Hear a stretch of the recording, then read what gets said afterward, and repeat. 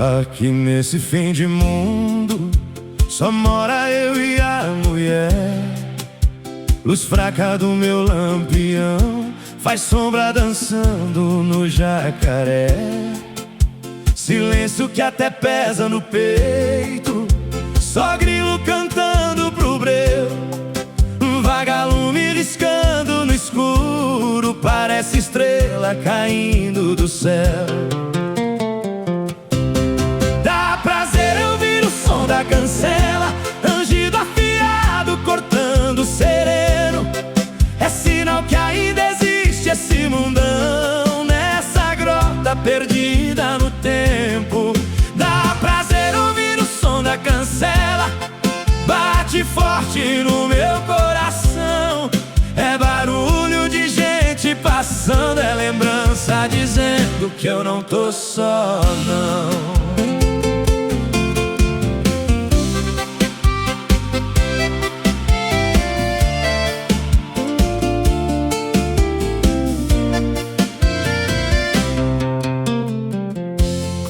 Meu cachorro faz cara de bravo, levanta as orelhas, fareja o terreiro. Vem alguém subindo a estrada, caboclo cansado, perdeu o roteiro. Apiou, tirou o chapéu gasto, ajeitou o suor na camisa de brim. Proseamos jogando conversa fora, um gole de pinga esquentando o fim. Dá prazer ouvir o som da cancela, rangido afiado cortando sereno. É sinal que ainda existe esse mundão nessa grota perdida no tempo. Dá prazer ouvir o som da cancela, bate forte no meu coração. É barulho de gente passando, é lembrança dizendo que eu não tô só, não.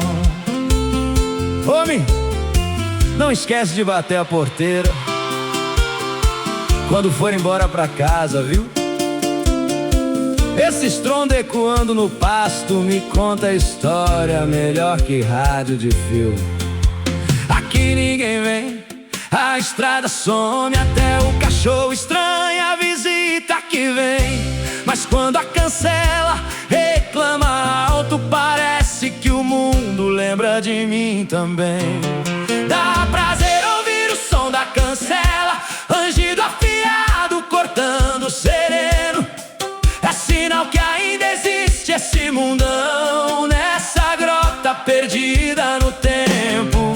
Dá prazer ouvir o som da cancela, bate forte no meu coração.